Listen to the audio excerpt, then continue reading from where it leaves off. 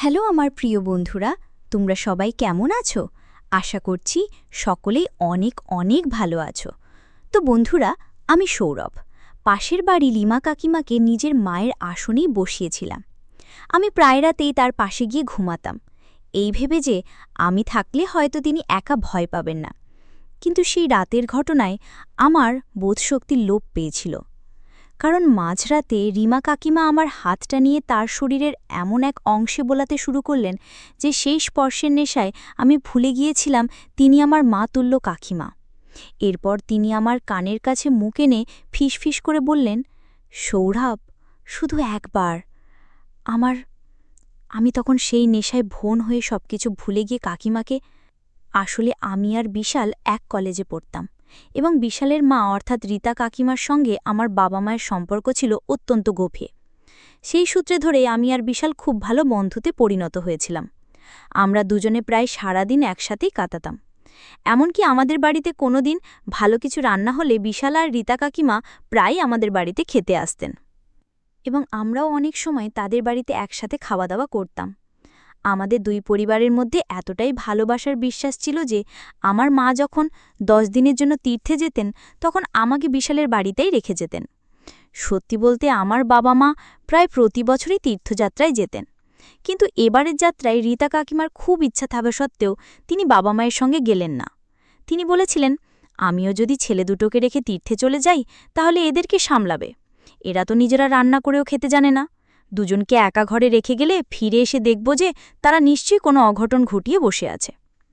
এই বলে রীতা কাকিমা আমার বাবা মাকে তীর্থযাত্রায় পাঠিয়ে দিলেন, কিন্তু নিজে আমাদের দেখাশোনার জন্য বাড়িতেই থেকে গেলেন। এদিকে বিশালের বাবা অনেক আগেই মারা গিয়েছিলেন এবং রীতা কাকিমা একাই বিশালকে বড় করে তুলছিলেন।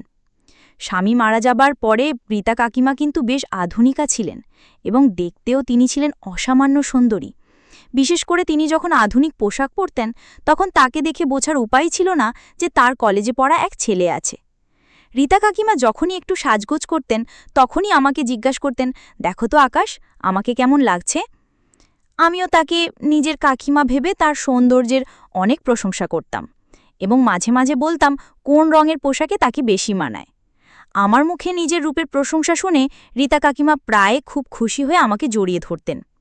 আমি বিষয়টাকে খুবই স্বাভাবিকভাবেই নিতাম, কারণ তিনি যখন আমাকে জড়িয়ে ধরতেন আমিও তাকে মায়ের মতনই আপন মনে করে আগলে নিতাম। কিন্তু আমি স্বপ্নেও কল্পনা করতে পারিনি যে তার মনের গভীরে আমাকে নিয়ে এমন নোংরা চিন্তা ছিল। এরপর আমার বাবা মা যখন তীর্থযাত্রায় চলে গেলেন আমি নিজের বাড়িতে তালা দিয়ে বিশালের বাড়িতে চলে গেলাম, কারণ আমাদের বাড়ি দুটো ছিল একেবারে লাগোয়া। আমাদের বাড়ি এতটাই কাছাকাছি ছিল যে আমার ঘরের জানলা দিয়ে বিশালের ঘরটা পরিষ্কার দেখা যেত। সেদিন আমার বাবা মা যখন তীর্থের উদ্দেশ্যে রওনা হলেন তখন রীতা কাকিমা তাদের বলেছিলেন, দাদা ও বৌদি, আপনারা একদম চিন্তা করবেন না, আকাশ আমার কাছে খুব ভালো থাকবে, আর ওরা দুজন যদি আমার কথা না শুনে বা খুব দুষ্টুমি করে তাহলে দুজনের গান ধরে আচ্ছা করে মলে দেব, তাহলেই আবার সোজা পথে চলে আসবে। কান মলে দেবার কথা শুনে আমার বাবা মা খুব হেসেছিলেন। এরপর তারা তীর্থযাত্রার জন্য বেরিয়ে গেলেন। আমি নিজের ঘরে তালা দিয়ে খুব আনন্দের সঙ্গে বিশালের বাড়িতে চলে গেলাম। সেদিন আমি আর বিশাল মিলে খুব মজা করেছিলাম। রীতা কাকিমা সেদিন রাতে আমার পছন্দের সব খাবার রান্না করেছিলেন। খাওয়া দাওয়ার পর আমি খুব খুশি হয়ে তাকে ধন্যবাদও জানিয়েছিলাম আমার পছন্দের খাবারগুলো রান্না করে খাওয়ানোর জন্য। সেদিন রাতে খাওয়ার পর আমি বিশালের ঘরেই শুয়েছিলাম এবং আমরা দুজন অনেক রাত পর্যন্ত মজা করেছিলাম। পরের দিন সকালে আমাদের ঘুম থেকে ওঠার আগেই রীতা কাকিমা প্রায় চিৎকার করে কাঁদতে কাঁদতে আমাদের ঘরে ঢুকলেন এবং নিজের ছেলেকে জড়িয়ে ধরে বললেন, বিশাল, তোকে আজকেই তোর দিদির বাড়ি যেতে হবে, তোর দিদি খুব অসুস্থ, ওর পাশে এখন কেউ নেই যে ওকে ডাক্তারের কাছে নিয়ে যাবে, তোকে আজই রওনা দিতে হবে এবং ওর খেয়াল রাখার জন্য কিছুদিন ওর সাথেই থাকতে হবে। বিশাল তার মায়ের কান্নাকাটি দেখে খুব ঘাবড়ে গিয়ে মাকে জড়িয়ে ধরে বলল, মা, তুমি একদম চিন্তা করো না, আমি এখনই তৈরি হয়ে দিদির বাড়ির জন্য রওনা দিচ্ছি, তুমি ভেবো না, আমি সব ঠিক করে দেব। এই বলে বিশাল সেদিন সকালের নাস্তা সেরেই তার দিদির বাড়ির উদ্দেশ্যে বেরিয়ে পড়ল।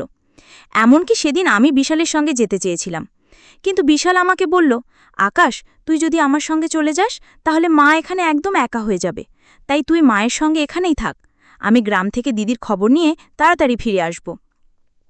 এই সব কিছু যে রীতা কাকিমার একটা পরিকল্পনা ছিল সেটা আমি বা বিশাল কেউই বুঝতে পারিনি। তিনি তো ইচ্ছেকৃতভাবেই বিশালকে কিছুদিন গ্রামের বাড়িতে পাঠিয়ে দিয়েছিলেন, যাতে তিনি আমার সঙ্গে নিজের মনের ইচ্ছেগুলো পূরণ করতে পারেন। সেদিন বিশাল চলে যাবার পর রীতা কাকিমার মুখে দুঃখ বা কষ্টের কোনো চিহ্নই দেখতে পাইনি, যেটা আমি সকালে দেখেছিলাম। দুপুরের খাওয়া দাওয়ার পর রীতা কাকিমা আমার ঘাড়ে হাত রেখে বললেন, আকাশ, আজ আমরা দুজন সিনেমা দেখতে যাব। আমি 2টো টিকিট কেটে রেখেছি। আমি কাকিমার কথা শুনে ভীষণ অবাক হয়েছিলাম, কারণ আজ সকালে যিনি যেভাবে কান্নাকাটি করছিলেন সেই দুঃখের লেশমাত্র বিশাল যাওয়ার পর তার মুখে ছিল না। বরং বিশাল চলে যাওয়ার পর আমার মনে হচ্ছিল যে তিনি খুব খুশি হয়েছেন। এমনকি তিনি আমার সঙ্গে সিনেমা দেখতে যাওয়ার জন্য আগে থেকেই 2টো টিকিট বুক করে রেখেছিলেন।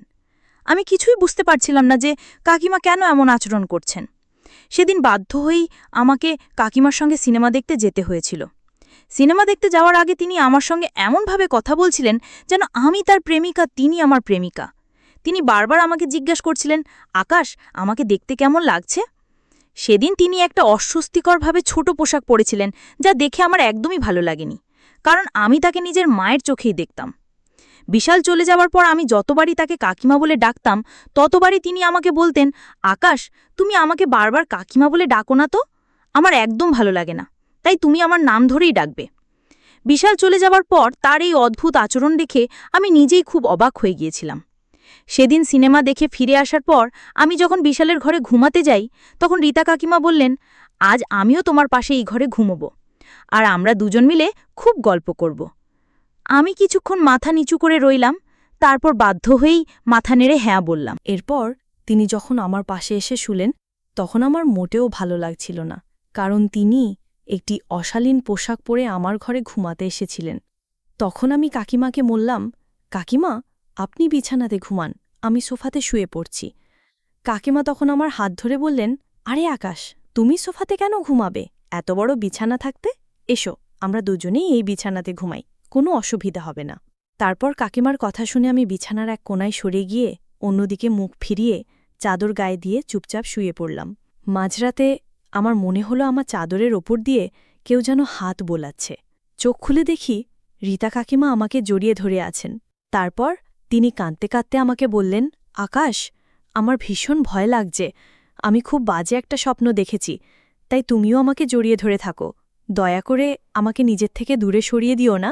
এই জন্যই তো আমার ছেলে বিশাল তোমাকে নিজের সঙ্গে নিয়ে যায়নি, কারণ বিশাল খুব ভালো করে জানে যে আমি রাতে খুব ভয় পাই, আর এই কারণেই আমি তোমার সঙ্গে এই ঘরে ঘুমোতে এসেছি। আমি তখনও চুপচাপ সবকিছু সহ্য করে যাচ্ছিলাম, শুধুমাত্র তার চোখের জল দেখে। কিন্তু আমি ঘুণাক্ষরেও টের পাইনি যে তার ওই চোখের জলও ছিল এক নিখুঁত অভিনয়। পরের দিন সকালবেলা রীতা কাকিমার আচরণ দেখে আমার আর কিছুই বুঝতে বাকি রইল না যে তিনি আমার থেকে কি চাইছেন। পরের দিন দুপুরবেলা তিনি স্নান করে একটা পাতলা ও প্রায় স্বচ্ছ পিঠকাটা নাইটি পরলেন। তারপর খুব জোরে জোরে আমার নাম ধরে নিজের ঘরে ডাকলেন। আমি যখন তার ঘরে গেলাম, তখন তার দিকে তাকিয়েই আমি লজ্জায় মাথা নিচু করে ফেললাম। তারপর বললাম, কাকিমা, আপনি আমাকে কেন ডাকলেন? তিনি তখন আমার কাছে এসে আমার ঘাড়ে হাত রেখে বললেন, আকাশ, কতবার বলেছি আমাকে কাকিমা বলা বন্ধ করো। আমি কত সুন্দরী আর তরুণী, তবুও তুমি আমাকে কাকিমা বলে ডাকো। আচ্ছা ঠিক আছে, চলো, আর বেশি কথা না বাড়িয়ে এই ক্রিমটা আমার পিঠের মধ্যে মাখিয়ে দাও। কাকিমার কথা শুনে আমি হতবম্ব হয়ে তার চোখের দিকে তাকিয়েছিলাম, কারণ তিনি কেন এসব করছেন তা আমার মাথায় আসছিল না। আমার মনে হচ্ছিল তিনি নিজের সমস্ত লজ্জা শরম ত্যাগ করেছেন। আমি তখন রেগে গিয়ে বললাম, আমি আপনার পিঠে ক্রিমটা লাগাতে পারবো না। কাকিমা তখন আমার দিকে তাকিয়ে বললেন, আরে, এত লজ্জা পাওয়ার কি আছে? তোমার নিজের মা যদি বলতো, তাহলে কি তুমি তোমার মায়ের পিঠে বা পায়ে ক্রিম লাগিয়ে দিতে না? তিনি যখন আমার মায়ের কথা বললেন, তখন আমার ইচ্ছা না থাকা সত্ত্বেও আমি মুখটা অন্যদিকে ঘুরিয়ে তার পিঠে ক্রিম লাগিয়ে দিলাম। কিন্তু সেদিন রাতে কাকিমা যখন আবার আমার ঘরে ঘুমোতে এলেন, তখন তিনি তার সব সীমা অতিক্রম করে গেলেন। অনেক চেষ্টার পরেও যখন আমি তার মনের ইচ্ছা পূরণ করলাম না, তখন সেদিন রাতে যখন আমার ঘরে ঘুমোতে এলেন, তখন আমি আগের দিনের মতোই তার সঙ্গে বেশি কথা না বলে ঘরের এক কোণায় গিয়ে নিজেকে গুটিয়ে চাদর মুড়ি দিয়ে শুয়ে পড়লাম। তারপর হঠাৎ করে মাঝরাতে রীতা কাকিমা আমাদের জড়িয়ে ধরে আমার হাতটি তার শরীরের এক বিশেষ জায়গায় রাখলেন আর বললেন, আকাশ, শুধু একবার, আমি আর নিজেকে ধরে রাখতে পাচ্ছি না।